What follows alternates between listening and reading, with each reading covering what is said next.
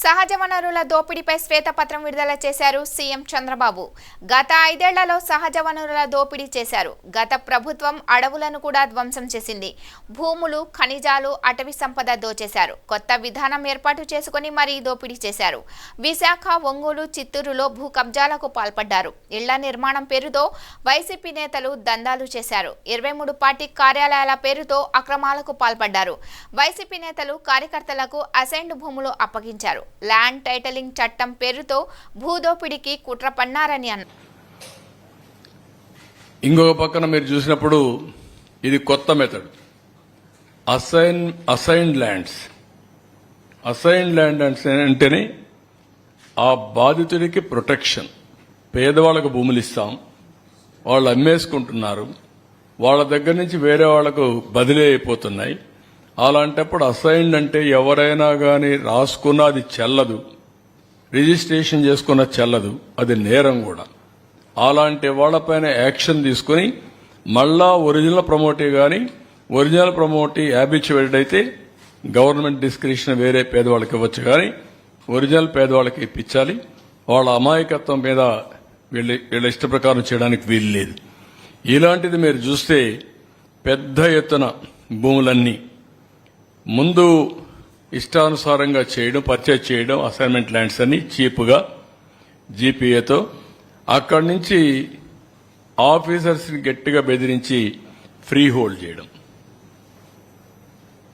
ఇది ఒక చాలా వరకు పీఓటీ యాక్ట్ కూడా వైలేట్ చేసే పరిస్థితి. స్ట్రైట్ అవే ఇలాంటి భూములన్నీ పట్టాలు చేసుకున్న వారు చట్ట ప్రకారం జైల్లో పెట్టాలి. దాంట్లో ఇంక ఎగ్జిక్యూషన్ లేదు, ఇది ఎగ్జామ్షన్ లేదు. ఎంత దుర్మార్గం అంటే ఇదే మార్గ అసెంబ్లీలో మీరు చూసుంటారు. కంబైన్డ్ ఆంధ్రప్రదేశ్లో 600 ఎకరాల భూమి ఇడుపులపాయలో ఇదే మారిగా పేదవాళ్ల భూములన్నీ పట్టాలు చేసుకుంటే మేము ఆ రోజు సర్వే చేపించి హెలికాప్టర్ పంపించి, ఇది డ్రోన్ పంపించి హెలికాప్టర్ పంపించి మొత్తం ఫోటోలను తీసుకొచ్చాం. విమానం పంపించి మొత్తం సర్వేలు తీసుకొచ్చాం. సర్వేలు చేసి తీసుకొచ్చి అసెంబ్లీలో పెడితే మా నాన్న తెలియకుండా చేశాడు కాబట్టి అది తప్పయింది. ఇప్పుడు చెప్తున్నాను, నేను దాని మొత్తం భూమి అంతా కూడా గవర్నమెంట్కి ఇచ్చేస్తానని చెప్పి దానికోసం ఒక అమ్యూనిటీ స్కీమ్ ఒకటి అనౌన్స్ చేశాడు. ఎవరైనా తెలియకుండా మీరు భూమి కానీ మరిగా పట్టా చేసుకోవాలంటే మీరు కూడా ఇచ్చేయండి, మీ మీద కూడా కేసులు ఉండవని. ఇప్పుడు వీళ్ళు ఏమన్నా నాకైతే అర్థం కావడం లేదు.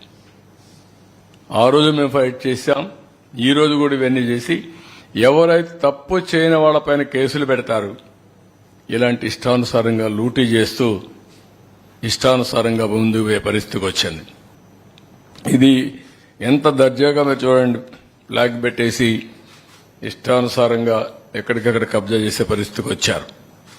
ప్రొక్లైన్స్ పెట్టి మరి. నెక్స్ట్ ఇక్కడ తిరుపతికి ఒక విచిత్రమైన పరిస్థితి ఉంది. ఇవన్నీ సెటిల్మెంట్ ల్యాండ్స్ తిరుపతిలో, లేకుంటే మఠం భూములు కూడా ఉన్నాయి అక్కడ. ఈ భూముల్ని ఇష్టానుసారంగా 22A ఉపయోగించి వీడు కొట్టేసే పరిస్థితికి వచ్చారు. మామూలు 1-2 కాదు, మొత్తం తిరుపతి, రేణిగుంట ఏరియా అంతా మీరు చూసి, చిత్తానూరు ఏరియా అంతా మొత్తం కూడా డిస్ప్యూటెడ్ ల్యాండ్, అవన్నీ సెటిల్మెంట్ ల్యాండ్స్. ఇవన్నీ ఇష్ట ప్రకారం కొట్టేశారు. నేను కొన్ని ఎగ్జాంపుల్ మాత్రం ఇస్తున్నా. 4.5 ఎకరాలు కాలువపురంబోక్ చిత్తానూరులో, తిరుపతి రూరల్ మండలం.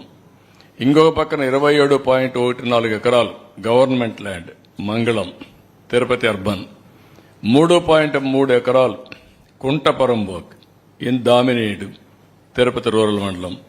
1.33 acres of కాలువపురంబోక్ ఇన్ చిగురువాడ, నార్త్ కంట్రీగా ఆఫ్ తిరుపతి రూరల్. 12.69 ఎకరాలు land ceiling government land in Surappakasam, Renigunta మండలం. 15.28 ఎకరాలు చెరువు ఇన్ కోట్ర మంగళం ఆఫ్ రేణిగుంట మండలం. 7.98 ఎకరాలు ఇది దుర్గ సముద్రం విలేజ్. ఇవన్నీ మీరు చూస్తే దేన్ని వదిలిపెట్టలేదు వీళ్ళు. కాలువపురంబోక్ వదిలిపెట్టలేదు, ప్రభుత్వ వదిలిపెట్టలేదు, కుంట పరంబోకు వదిలిపెట్టలేదు, కడాన ల్యాండ్ సీలింగ్ భూమిని కూడా కొట్టేసే పరిస్థితికి వచ్చారు. అన్నిటికేంటి 22A. ఎవరి భూమి అయినా 22A పెట్టేస్తారు, వీళ్ళు రిజిస్ట్రేషన్ చేసుకున్నాక మార్చేస్తారు. ఇలాంటివి ఇష్టానుసారంగా చేసే పరిస్థితికి వచ్చారు. నెక్స్ట్